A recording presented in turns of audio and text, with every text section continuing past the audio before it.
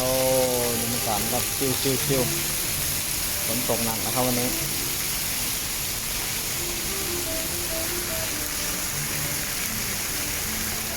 โอ้ตอนนี้เนาะฝนตกเนาะคือว่าด้นเลยเนาะฝนบริตกเดี๋ยวนี้ฮะฮักกะเห็นมือนี่แหละฝนตกก็บรรยากาศชิวๆเย็นดีเนาะช่วงประมาณ3 โมงกว่าเนาะเบิ่งหน่อยเบิ่งบรรยากาศเย็นเจี๊ยบบรรยากาศอาหารเนาะฝนตก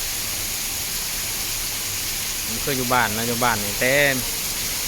ฝนตกแห้งเนาะช่วงยามให้ยามหน้าบ่ตีเนาะยามฝนเต็ม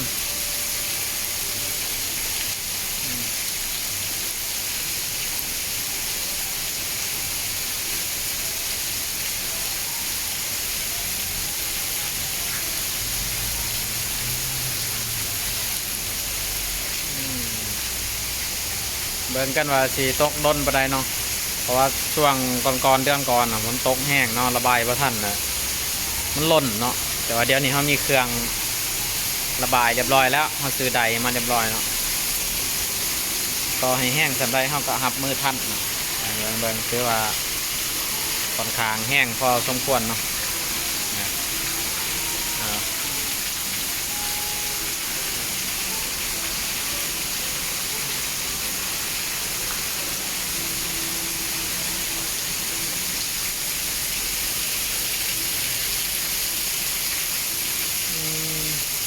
เบิ่งส่งคือสิดนอยู่เนาะเบิ่งตามสภาพคนน่าจะตกดนพอสมควรเนาะ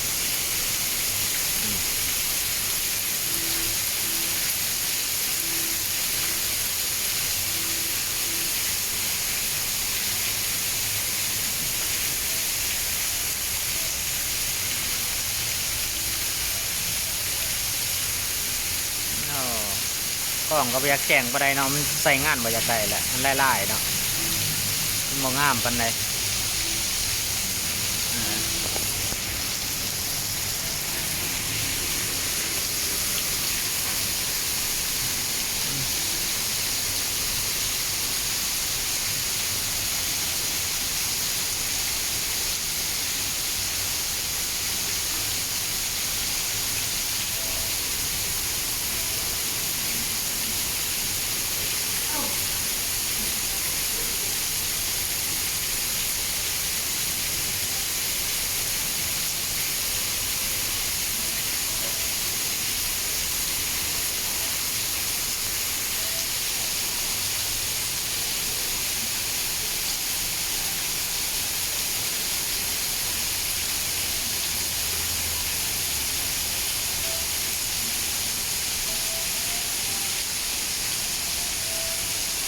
โอ้คือว่าแห้งเนาะแห้งมากเลย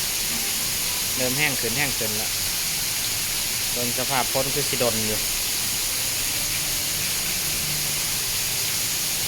ก็มีทีมงานเฮาคอยบริการเนาะมี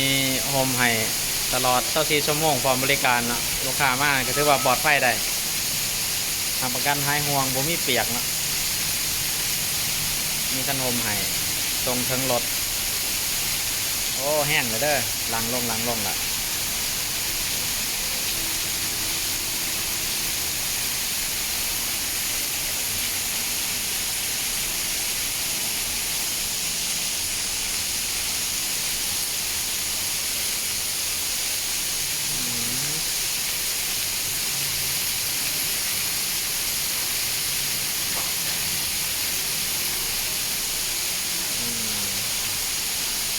โอเคเนาะประมาณนี้เนาะบรรยากาศรวมๆ